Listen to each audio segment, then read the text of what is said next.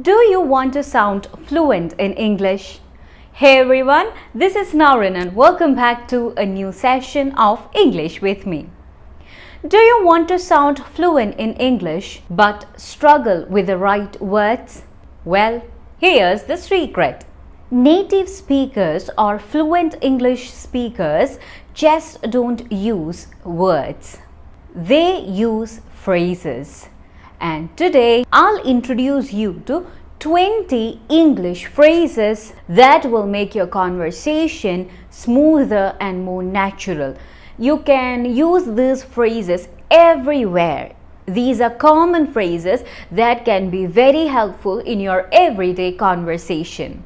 You know what? These are real phrases that you can use in your everyday conversation, at work, while traveling, or just chatting with friends. So, let's get started. The first one is, what have you been up to? What have you been up to? It's a casual way to ask someone what they have been doing lately. You can ask your friend like this. Hey, long time no see. What have you been up to? Not much, just working and traveling a little. How about you? It's been a while. It's been a while. You can use this when you meet someone after a long time. You can ask your friend like this. Hey John, it's been a while. How have you been? Yeah, it's been months. I'm been good, just busy with work. The next one is, I was just about to say that. I was just about to say that. You know, when someone says exactly what you are thinking, you can use this phrase.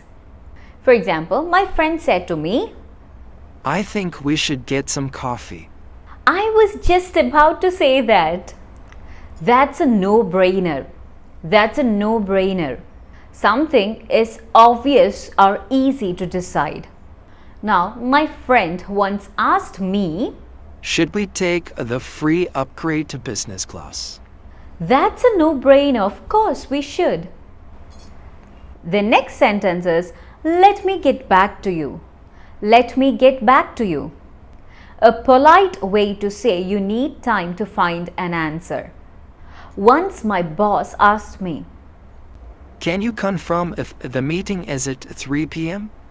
I'm not sure, let me get back to you. These are some phrases that can help you sound more natural in English. Now let's move on. Let's see how you can make your conversation smoother. By the way, it's a smooth way to change the topic. If someone is talking about something that you are not interested in or you don't feel like talking about that, you can smoothly change the topic like this. By the way, have you seen the new Marvel movie? No worries, take your time. No worries, take your time. It's a polite way to say someone doesn't need to hurry. Okay, let's look at an example. Sorry, I'm running late. No worries, take your time. I'll keep you posted. I'll keep you posted. It means you will update someone with new information. The project details might change. I'll keep you posted.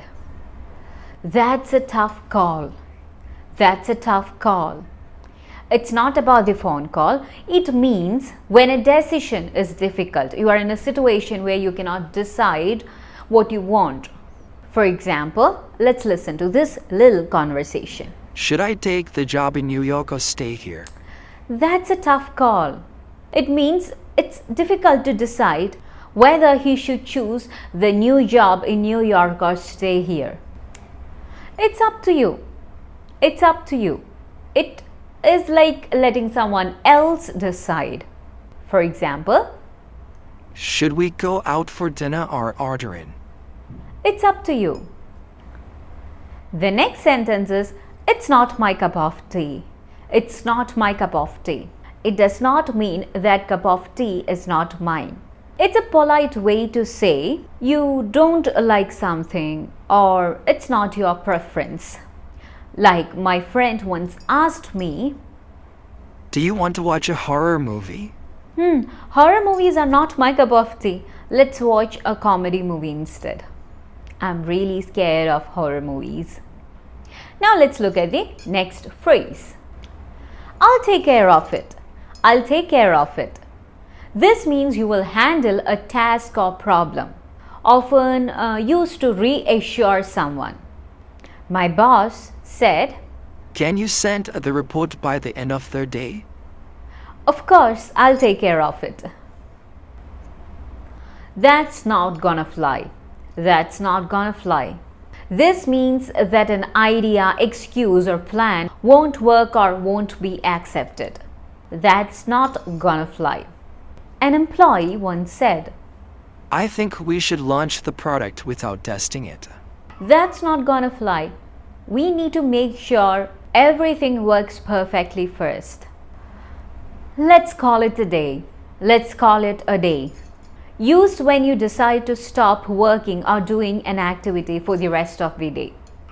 Once my colleague asked, We have been working for 10 hours. Should we continue? No, let's call it a day. We'll finish it tomorrow.